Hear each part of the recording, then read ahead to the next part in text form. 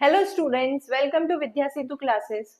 बच्चों, आज हम एक बहुत ही इम्पोर्टेंट चीज पढ़ने वाले हैं जिसको देख के बच्चा हमेशा डर जाता है, या तो वो सोचता है कि मुझे इसके क्वेश्चन नहीं बनेंगे या मुझे करना ही नहीं है, क्योंकि आपने वो कंसेप्ट बहुत ही ज्यादा कॉम्प्लिकेटेड तरीके से दिमाग में ले लिया है, या फिर आपने इसकी प्रैक्टिस नहीं की है। आज मैं आपको बहुत ही इजी तरीके से मोल कंसेप्ट समझाने वाली हूँ, जो आपके लिए बहुत इजीली क्वेश्चंस बन जाएंगे सारे। जो भी चीज मैं बोल रही हूँ आपको नोट डाउन करना है प्रॉपरली। ठीक है। सो बच्चों, मोल कंसेप्ट होता क्या है, what do you understand by mole. ठीक है। बहुत ही बेसिक से हम समझेंगे। जैसे कि हम एक जनरल लैंग्वेज में यूज करते हैं वन डजन।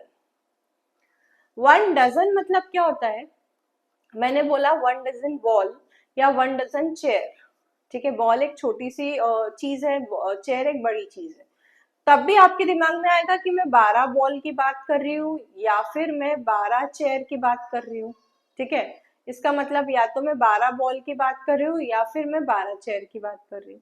तो इससे आपको दिमाग में आता है डजन, मतलब हमने बचपन से ये चीज देखी, डजन मतलब 12 यूनिट्स, किसी भी चीज की 12 यूनिट्स, इतनी क्वांटिटी हमको लेना है। ठीक है। वैसे ही साइंटिस्ट ने क्या किया, जब उन्होंने electron, proton, neutron, atoms, molecules, compounds, इन सब की डिस्कवरी की, तो उनको पता चला कि भाई ये तो बहुत ही छोटे छोटे पार्टिकल्स हैं जो कि नेकेड आई से दिख ही नहीं रहे। जब जब नेकेड आई से दिखेंगे ही नहीं, जो चीज मुझे दिख ही नहीं रही है, मैं उसके साथ एक्सपेरिमेंट कैसे करूं, मैं उसके साथ कुछ भी चीज या उसके साथ उसकी स्टडी कैसे करूं। ठीक है। तो उन्होंने सोचा कि हमको क्या करना पड़ेगा, इसका एक पार्टिकल नहीं, हमको इसके बहुत सारे पार्टिकल साथ में लेने पड़ेंगे, जब जाके हमको कुछ चीज ऐसी दिखेगी जिससे हम एक्सपेरिमेंट कर सकते हैं। ठीक है। तो जैसे मैं आपको एक एग्जांपल देती हूँ। वन प्रोटॉन, एक प्रोटॉन का मास क्या होता है बच्चों? वन प्रोटॉन का मास होता है 1.67 इंटू 10 टू द पावर -24 ग्राम। आप समझ रहे हैं कि इतना छोटा होता है प्रोटॉन कि इसका मास 10 टू द पावर -24, तो ये दिख ही नहीं सकता। तो इसके साथ डील कैसे करेंगे, इसके साथ कुछ भी चीज कैसे करेंगे? तो साइंटिस्ट ने सोचा, एक साइंटिस्ट थे एवोगैड्रोस, उन्होंने बोला कि मेरे पास एक आइडिया है। ठीक है। उन्होंने बोला कि हम क्या करते हैं, हम कुछ पार्टिकल्स लेते हैं, है ना, एटम्स के, मॉलिक्यूल्स के, कंपाउंड के, प्रोटॉन के, न्यूट्रॉन के, जिसकी भी हम बात कर रहे हैं, उतने पार्टिकल्स लेते हैं और हम उसको वन मोल बोलते हैं। ठीक है। ये पार्टिकल्स क्या है, ये सुनिए आप। अब जैसे उन्होंने बोला वन मोल कार्बन एटम, तो जब उन्होंने वन मोल कार्बन एटम बोला बच्चों, तो वन मोल कार्बन एटम मतलब हो गया कि मैंने कितने कार्बन एटम लिए हैं। बेसिकली वन मोल को क्या बोल रहे हैं वो? 6.022 into 10 to the power 23 carbon atom.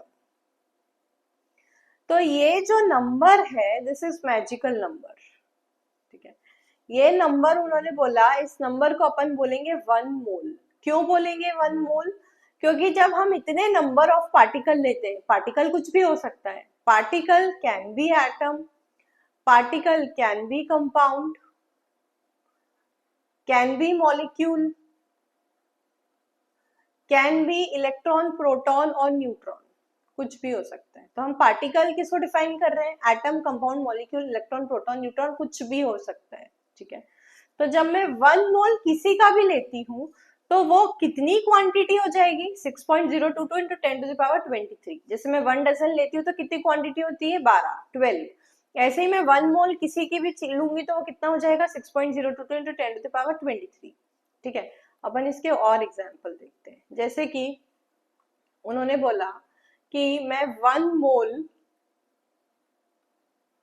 Chair, one mole chair लेती हूँ, तो आप कितनी चेयर लोगे बच्चों? 6.022 into 10 to the power 23 chair. समझ रहे हो? वन मोल मतलब 6.022 इंटू 10 टू द पावर 23। अब कुछ भी है, आगे एटम है तो एटम लगा दीजिए, मॉलिक्यूल है तो मॉलिक्यूल लगा दीजिए, कंपाउंड, कुछ भी जो भी आपके पास है, जो भी आपसे पूछा है, जिससे भी आप क्वेश्चन करना चाहते हैं। ये समझ में आया? ठीक है। चलिए इस पे अपन एक दो क्वेश्चन देखते हैं, फिर आगे बढ़ेंगे बच्चों। मैं आपको धीरे धीरे चीजें बताऊंगी ताकि आपको इजी हो जाए और आप क्वेश्चंस कर पाओ। सबसे ज्यादा इंपॉर्टेंट होता है इस कंसेप्ट में कि आप क्वेश्चन सॉल्व कर पाओ, और जितनी ज्यादा प्रैक्टिस आप करोगे उतना कॉन्फिडेंस आएगा कंसेप्ट में। ठीक है, अब मैंने बोला कि 2 मोल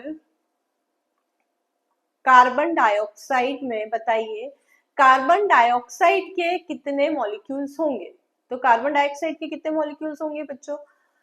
2 इंटू 6.022 इंटू 10⁻23 कार्बन डाइऑक्साइड के मॉलिक्यूल होंगे, राइट, है ना, क्योंकि 1 मोल में 6.022 होता है, तो 2 मोल में कितना होगा? इंटू 2। सीधी बात है, एकदम इजी है। अब हम यहाँ CO2 मॉलिक्यूल की बात कर रहे हैं। मैंने आपसे पूछा कितने कार्बन के एटम होंगे, राइट, तो यहाँ पर आप बोलोगे एक CO2 में कितने कार्बन के एटम है? एक CO2 बना है 1 कार्बन से और 2 ऑक्सीजन से, तो यहाँ पे आप बोलोगे कि 2 मोल CO2 में 2 मोल ही कार्बन होंगे, राइट। क्यों? क्योंकि 1 मोल CO2 में 1 कार्बन है, तो 2 मोल में 2 होंगे, तो ये क्या हो जाएगा? 2 इंटू 6.022 इंटू 10⁻23। मैंने आपसे पूछा ऑक्सीजन कितने होंगे, तो ऑक्सीजन कितने टाइम्स है बच्चों? 2 टाइम्स है। कार्बन अगर 1 टाइम है तो ऑक्सीजन कितने टाइम्स है? 2 टाइम्स है। तो ये कितना हो जाएगा बच्चों? ये हो जाएगा 2 इंटू 2। 2 किसका हो गया बच्चों? मोल का हो गया, और ये 2 किसका इंटू किया हमने? इस ऑक्सीजन का इंटू किया है। तो 2 into 2 into 6.022 into 10⁻23 oxygen atom, है ना इजी। बहुत ही इजी कंसेप्ट है, एकदम बेसिक। आप इस पे क्वेश्चन ट्राई करो, फिर अपन आगे बढ़ेंगे। ठीक है, तो आपको क्या करना है अभी? एटम्स, अब जैसे इसमें एटम हो गया, मॉलिक्यूल हो गया, कंपाउंड हो गया, तो number of atom, number of particle से आपको अभी सारे क्वेश्चंस करने हैं। जैसे मैं आपको कुछ क्वेश्चंस देती हूँ बच्चों, ये करिए आप।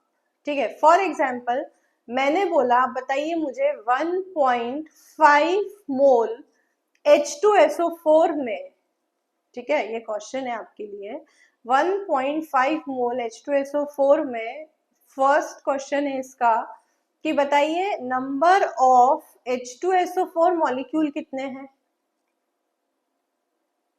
ये क्वेश्चन करना है आपको। उसके बाद सेकंड बताइए बच्चों मुझे नंबर ऑफ हाइड्रोजन एटम कितने हैं।